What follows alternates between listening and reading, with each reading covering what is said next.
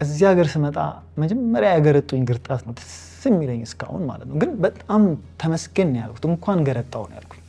ለምሳሌ ልክ እዚህ ሀገር ስመጣ ነፍ ካሜራ፣ ነፍ የስቱዲዮ ማይኮች፣ ላይቶች ምናምን ይዤ ነው የመጣሁት። እዛ ልክ ስመጣ አንተማ የኢሳት ጋዜጠኛ ነህ ተብዬ ወዲያው ነይ አንቺ ማነሽ ምናምን ጥያቄ እንዳለ ዕቃ ተወስዶ ምናምን ነገር ያ ከዜሮ እንዲጀምር ነው ያደረገኝ ነው የምልህ። ሶ እንደዚህ አይነት ግርጣት ገርጥቼ አላውቅም። እኔ አገር ለማገልገል ምናምን ብዬ ያለኝን ነው የምልህ በእውነት። ይኸውልህ 2010 መጣሁ አየሁ አሴስ አደረኩኝ። 2011 ተመለስኩኝ መጣሁ የሆነ ፕሮጀክት ሰራው ሄድኩኝ። ከዛ አስቤ ነው የሄድኩት፣ ቀምሬ ነው የሄድኩት። ከዛ 3 ዓመት ሙሉ ሰርቼ ያጠራቅሜ ገዝቼ ያመጣሁትን ዕቃ ነው የወሰዱብኝ ነው የምልህ። አባባሪ 2014 መጨረሻ ነው የመጣሁት። 4 ዓመት 3 ዓመት ሙሉ ጠብር ግፍ ብዬ አጠራቅሜ ሰርቼ ድሮን ያኔ ይኸውልህ ብሮ ካሜራ ራሱ አይዝም ነበር።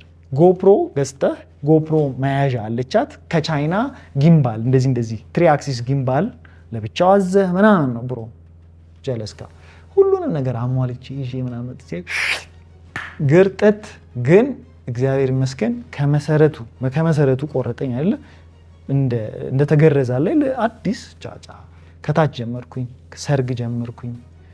ገብቷል አመጣጤ በቃ እኔ አለሁልሽ ምናምን ብዬ ይሄኔ በርናውት አድርጌ ተመልሼ አሜሪካ ገብቼ ይሆን ነበር ያን ዕቃ ይዤ መጥቼ ምናምን ቢሆን ግን ኖ ከመሰረት ጀመር። አንተ መጀመሪያ አገሩን ወቅ ምናምን ተብዬውልህ ሰው ቤት ነው ያስገባኝ። ሰው ቤት ስልህ ሰርግ፣ ልደት ምናምን ለምን አንድ ካሜራ ነው የሰጡኝ ፐርሰናል ተብሎ አንድ ካሜራ፣ አንድ ሌንስ፣ አንድ ፍላሽ ዳን አለቀ በቃ።